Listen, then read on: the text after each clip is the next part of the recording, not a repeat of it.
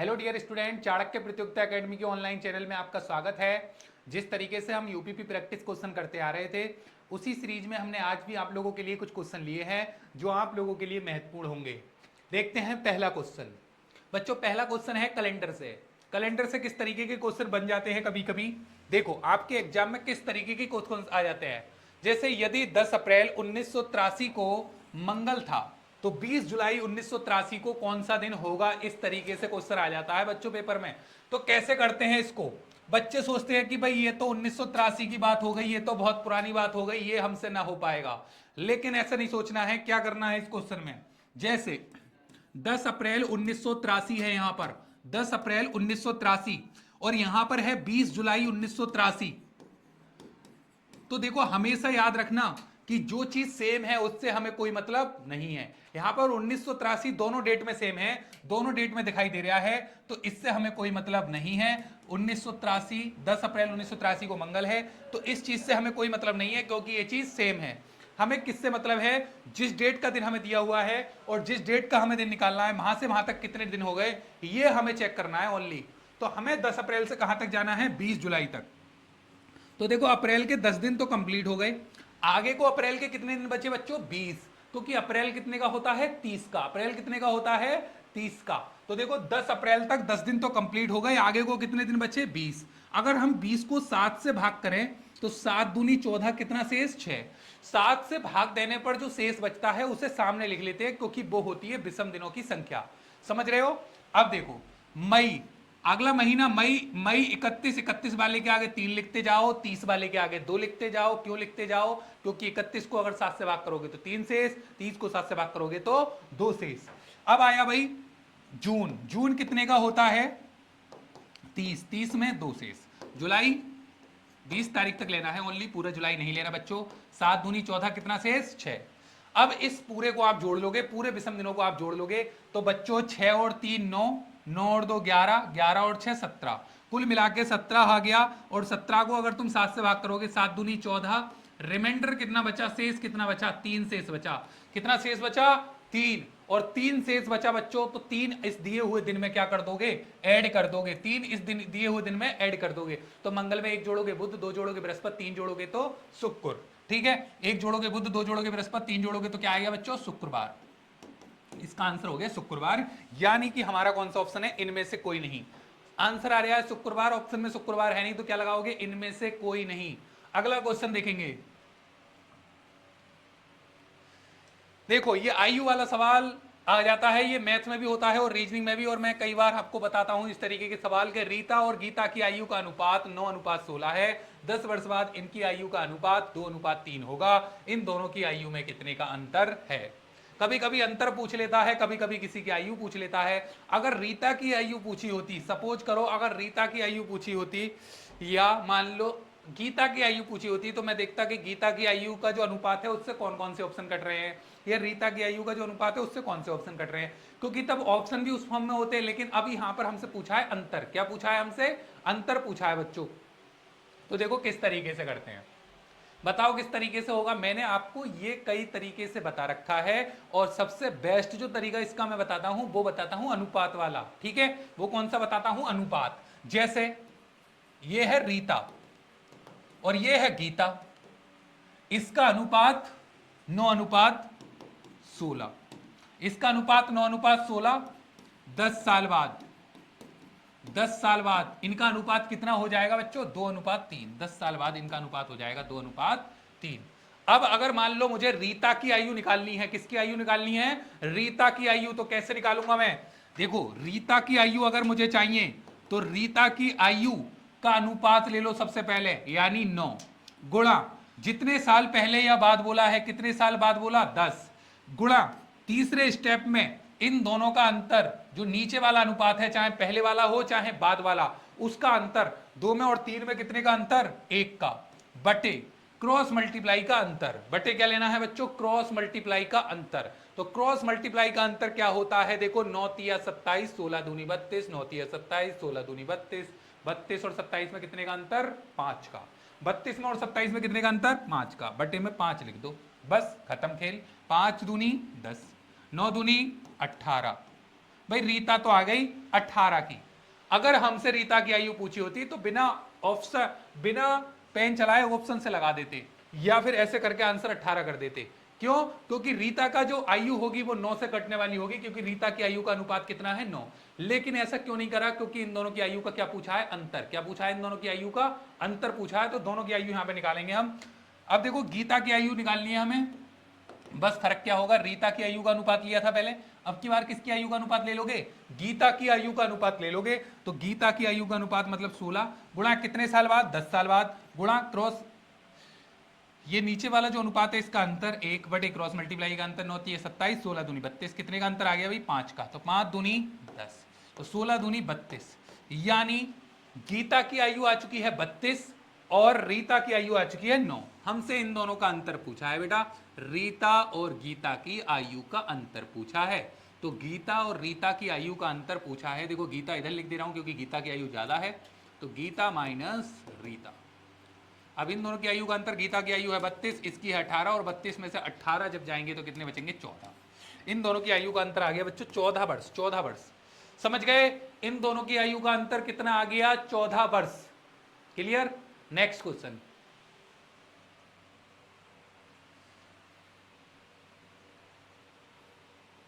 देखो next question देखेंगे।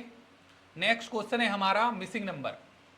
देखो यहां पर क्या करें, बच्चे सोच में आ जाते हैं कि इस क्वेश्चन को कैसे करा जाए। सर ये तो कभी कभी हो जाता है और कभी कभी होता नहीं है, और ऐसा क्वेश्चन आता जरूर है एग्जाम में, आपने देखा होगा हर एग्जाम में ऐसा क्वेश्चन आता है।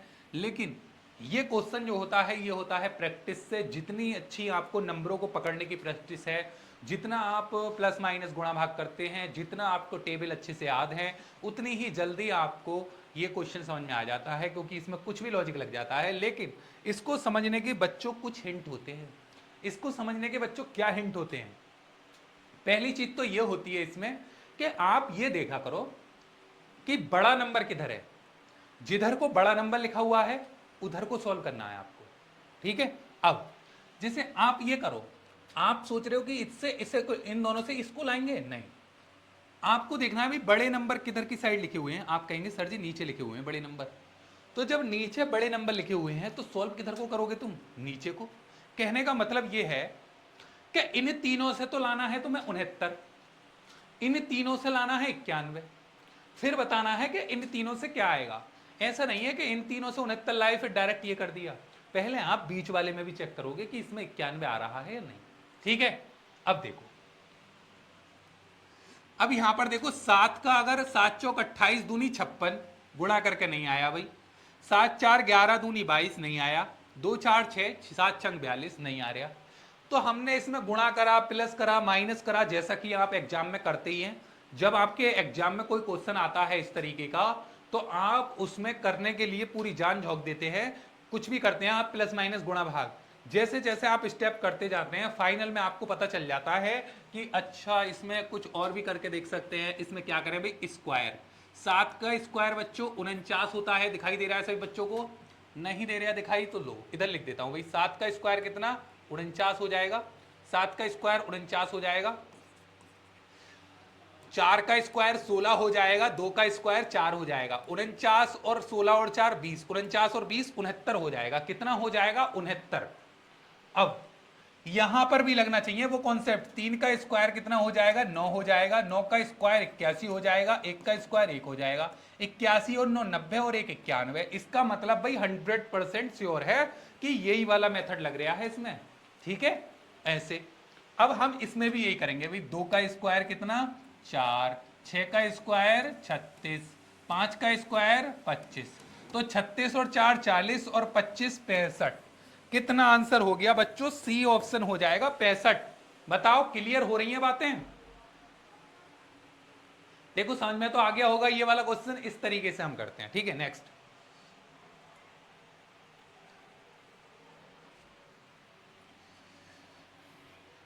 अगला क्वेश्चन देखते हैं भाई। अगला जो क्वेश्चन है वो है हमारा कथन एवं निष्कर्ष से। ईमानदारी और परिश्रम से व्यक्ति को आर्थिक उन्नति प्राप्त हो जाती है। इनके कहने का मतलब ये है कि ईमानदारी और परिश्रम से जो व्यक्ति काम करते हैं उन्हें आर्थिक उन्नति प्राप्त होती है। तो यहां से हमें एक बात पता चल गया कि ईमानदारी का जो संबंध है, आर्थिक उन्नति का जो संबंध है, वो ईमानदार और परिश्रमी से है। ठीक है, यानी कथन में जो बात कही गई है उससे क्या पता चल रहा है, वो होता है निष्कर्ष बच्चों। तो निष्कर्ष कैसे, देखो पहला निष्कर्ष हमें इससे क्या पता चल गया, पहला निष्कर्ष ईमानदारी और आर्थिक उन्नति परस्पर सीधा संबंध है। इसमें आपको कथन के अकॉर्डिंग चलना है हमेशा। कथन में यह बताया है ईमानदारी और परिश्रम से व्यक्ति की आर्थिक उन्नति होती है, इसका मतलब यह हुआ कि ईमानदारी और आर्थिक उन्नति का संबंध है परस्पर सीधा, वो भी ठीक है। तो पहला निष्कर्ष सही है। दूसरा, परिश्रम और ईमानदारी हमेशा लाभकारी होते हैं, यह कथन में बताया है कि परिश्रम और ईमानदारी से क्या होगा, आपको आर्थिक उन्नति होगी। इसका मतलब यह हुआ कि ईमानदारी और परिश्रम हमेशा क्या होते हैं, लाभकारी। दोनों निष्कर्ष यहां पर सही हो जाएंगे। दोनों निष्कर्ष अनुसरण करते हैं, दोनों निष्कर्ष क्या करते हैं, अनुसरण करते हैं। ऐसा ऑप्शन आपको मिलेगा, इसे आप लगा देना, ठीक है। ऐसा ऑप्शन आपको एग्जाम में मिलता है, ठीक है। इस क्वेश्चन में इस तरीके के ऑप्शन होते हैं, फर्स्ट अनुसरण करता है, सेकंड अनुसरण करता है, कोई अनुसरण नहीं करता, इस तरीके से। तो आपका आंसर हो जाएगा दोनों अनुसरण करते हैं। नेक्स्ट देखो, 6 लड़कियां एक वृत्ताकार घेरे में बैठी हैं, सरिता जो सुषमा की बाई ओर है। सीटिंग अरेंजमेंट का क्वेश्चन है बच्चों ये, ठीक है। आपके में सीटिंग अरेंजमेंट का क्वेश्चन भी आ जाता है कभी कभी, लेकिन ज्यादा बड़ा क्वेश्चन नहीं आएगा। अगर आएगा तो छोटा क्वेश्चन आ सकता है सीटिंग अरेंजमेंट का। देखो इस तरीके से सर्किल बना दिया हमने। सबसे पहले 6 लोगों के बैठने का स्थान बना दो बच्चों, ऐसे बना दिया। उसके बाद इन सबका मुंह अंदर की ओर है, केंद्र की ओर, तो एरो अंदर की ओर लगा दो इस तरीके से। सरिता जो कि सुषमा के बाईं ओर है, तो सुषमा को यहां पे लिख लो। सरिता जो कि सुषमा के बाईं ओर है, सरिता कहां है, सुषमा के बाईं ओर, तथा सुधा के दाईं ओर है। सरिता सुषमा के तो बाईं ओर है, लेकिन सुधा के कहां पे है, ये दाईं ओर, ठीक है। सरिता सुषमा के तो बाईं ओर है, लेकिन सुधा के कहां पे है, दाईं ओर। बच्चों आगे देखो, सरिता के सामने शिल्पी है। सरिता के सामने कौन है, शिल्पी। सरिता के सामने शिल्पी है। शिल्पी सरोज के बाईं ओर तथा शोभा के दाईं ओर है। शिल्पी जो है वो सरोज के तो बाईं ओर, लेकिन सुधा के दाईं ओर है। तो देखो शिल्पी सरोज के जब बाईं ओर है तो सरोज तो यहां पे हो जाएगी और सुधा यहां पे हो जाएगी। देखो शिल्पी सरोज के हो गई बाईं ओर और सुधा के कहां हो गई, दाईं ओर। तो पहले व्यक्ति को आप यहां से बैठाना शुरू करोगे तो थोड़ा आसानी रहेगी। वैसे तो कहीं से भी बैठा लो, आपका आंसर बिल्कुल सटीक आ जाएगा। समझ गए। अब देखो, कहने का मतलब यह है, यदि सरोज सरिता से एवं शोभा सुषमा से अपना स्थान बदल ले, ये स्थान बदलने को कह रहे हैं। क्या कह रहे हैं, ये स्थान चेंज करने को, ठीक है। अगर सरिता इससे, देखो चेंज कैसे करा इन्होंने स्थान, इन्होंने कहा देखो, यदि सरोज सरिता से, सरोज कह रही है, सरोज की जगह कौन आ जाए, सरिता। सरोज जहां पे बैठी है वहां पे कौन आ जाए, सरिता। और शोभा सुषमा से, सरोज सरिता की जगह चली गई और सरोज यहां पे आ गई। सरोज ने और सरिता ने अपना अपना स्थान बदल लिया, ये मैं चेंज कर दे रहा हूं। सरोज और सरिता ने अपना अपना स्थान बदल लिया, तथा शोभा सुषमा से अपना स्थान बदल ले। शोभा जो है वो सुषमा से अपना स्थान बदल ले। देखो शोभा ये है, शोभा, सुधा लिख दिया शोभा। शोभा सुषमा से अपना स्थान बदल ले, यानी सुषमा यहां पे आ जाए शोभा की जगह, सुषमा इधर आ जाए। ये बदल लिया इन्होंने स्थान। तो कह रहे हैं तो बताइए सरिता के सामने कौन बैठेगी। तो देखो सरिता के सामने कौन बैठेगी उस कंडीशन में, सरिता कहां पे है, यहां पर। सरिता किधर बैठी है, यहां पर। तो सरिता के सामने उस कंडीशन में कौन बैठेगी बच्चों, शोभा, ठीक है। इन्होंने क्वेश्चन में ये कहा बच्चों कि अगर यहां पर सरिता बैठी थी, यहां पर सरोज बैठी थी, इन दोनों ने अपना स्थान चेंज कर लिया। सरिता सरोज उठ के आ गई यहाँ, सरिता पहुंच गई वहां। ऐसी शोभा यहाँ पे थी तो शोभा यहाँ पे आ गई, सुषमा वहां चली गई। तो इस कंडीशन में अब सरिता तो यहाँ पे है, तो पूछा है सरिता के सामने कौन बैठेगी। तो सरिता के सामने कौन बैठेगी बच्चों, शोभा। बात क्लियर हो गई या नहीं, सरिता के सामने कौन बैठेगी, शोभा। इसका आंसर हो गया बच्चों शोभा, ऑप्शन ए इसका राइट आंसर हो गया, ठीक है। अगला क्वेश्चन देखते हैं। अगला क्वेश्चन देखो, यदि नारंगी को मक्खन, मक्खन को साबुन, साबुन को स्याही, स्याही को शहद और शहद को लाल कहा जाए तो कपड़े की धुलाई में क्या प्रयुक्त होगा। तो कपड़े की धुलाई में क्या प्रयुक्त होगा। अब देखो इस तरीके का क्वेश्चन आ जाता है कभी कभी। तो देखो इसको करने का क्या तरीका होता है बच्चों, कैसे करते हैं इसको। देखो यदि नारंगी को मक्खन, नारंगी को कह दिया मक्खन, मक्खन को साबुन ऐसे करके बहुत लंबी बात दी हुई होती है।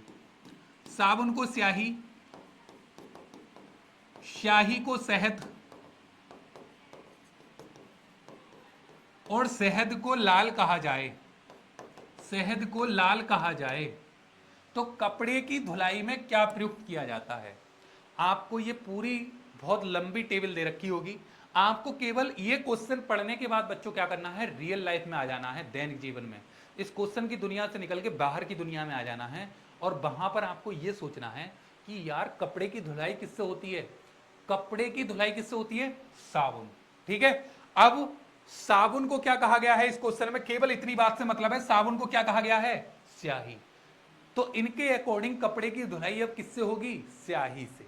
अब ये मत सोचना बच्चों की स्याही से कपड़े काले हो जाएंगे, स्याही से कपड़े काले नहीं होंगे। क्यों, क्योंकि ये वो वाली स्याही नहीं है, यहां पर साबुन का नाम चेंज कर दिया, साबुन को क्या कह दिया, स्याही।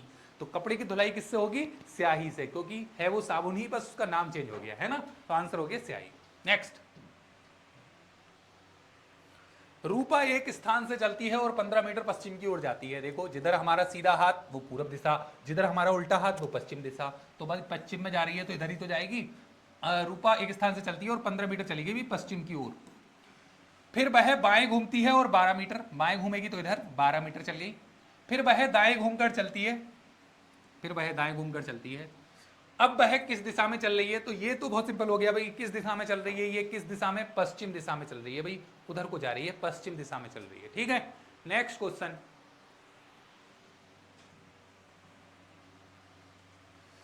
देखो एक परिवार में 3 पिता, 3 पुत्र, 2 पोते और 1 परपोता है, तो बताइए परिवार में न्यूनतम कितने लोग हैं। इस बात का ध्यान रखना बच्चों, न्यूनतम का, ये वाली चीज ध्यान रखना, न्यूनतम वाली। ठीक है, अब देखो परपोता अगर किसी परिवार में आ गया या कोई व्यक्ति परदादा बन गया तो उसका मतलब यह है कि उस परिवार में कितनी जनरेशन रह रही है एक साथ, उस परिवार में 4 जनरेशन रह रही है एक साथ। अगर किसी परिवार में कोई व्यक्ति परदादा बन गया या फिर मैं ये कहूं परपोता आ गया, कोई बात तो एक ही है, तो उस परिवार में कितनी जनरेशन रह रही है, 4। अब 4 जनरेशन रह रही है तो कम से कम कितने पुरुष सदस्य होने चाहिए कंडीशन पूरी होने के लिए, 4 है ना, 4 कंडीशन, 4 पुरुष सदस्य होने चाहिए कम से कम, तो इसका आंसर हो गया बच्चों 4। अब तुम कहोगे सर कैसे, तो देखो देखो इस परिवार में 3 तो पिता हैं, 3 पुत्र हैं, 2 हैं पोते और 1 है परपोता। कैसे, ये वाला जो है ना, ये इसका पिता है, 1 पिता, ये वाला जो है ये इसके पिता हैं, 2 पिता, ये वाले जो हैं ये इसके पिता हैं। कितने पिता हो गए, 3 पिता। क्वेश्चन में भी कितने पिता बताए, 3 पिता। अब देखो 3 पुत्र, ये वाला जो है ये इसका पुत्र, 1 पुत्र, ये वाला जो है ये इसका पुत्र, 2 पुत्र, ये वाला जो है ये इसका पुत्र। कितने पुत्र हो गए, 3। अब देखो 3 तो पिता हो गए और 3 क्या हो गए, पुत्र। अब देखो 2 पोते, ये वाला जो है ना ये सबसे ऊपर वाले का कौन है, पोता। ये तीसरे नंबर वाला सबसे ऊपर वाले का कौन है, पोता। ये चौथा वाला जो है ये सेकंड वाले का पोता। कितने पोते हो गए, 2, और 1 परपोता तुम लोगों को दिखाई दे रहा है, सबसे ऊपर वाले का सबसे नीचे वाला कौन है, परपोता। तो इस परिवार में 3 पिता, 3 पुत्र, 2 पोते और 1 परपोता है, तो इसमें कम से कम पुरुष सदस्य कितने होने चाहिए, पुरुष सदस्य होने चाहिए 4। परिवार में न्यूनतम कितने लोग हैं। ठीक है बच्चों, यहाँ पर थोड़ा करेक्शन कर लेना, न्यूनतम पुरुष कितने हैं, यहाँ पर पूछा गया है न्यूनतम पुरुष कितने हैं।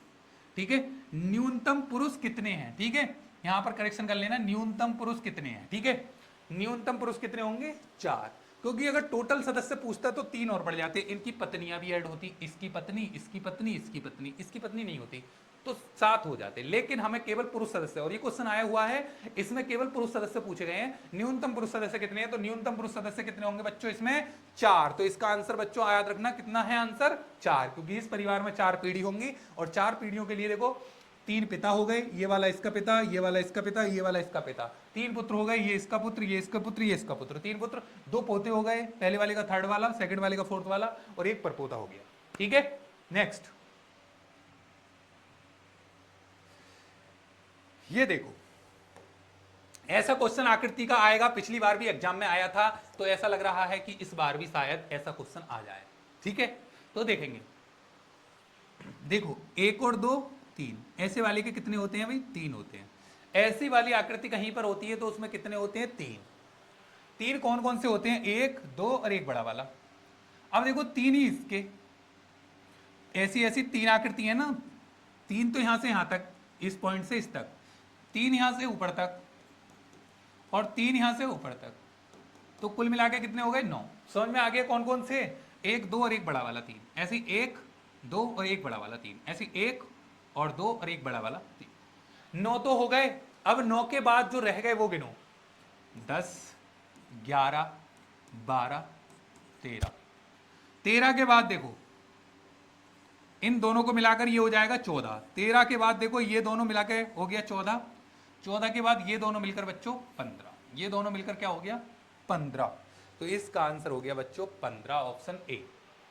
ये था हमारा आज की क्लास का सबसे लास्ट क्वेश्चन, समझ में आ गया होगा, इसका आंसर हो गया 15। बच्चों आज की क्लास यहीं पे समाप्त होती है, आपको समझ में आ रहा होगा अच्छे से। आज के लिए इतना ही रहने दे रहे हैं। अगर आपको वीडियो अच्छी लगे तो लाइक करें, शेयर करें एंड कमेंट करें। Thank you.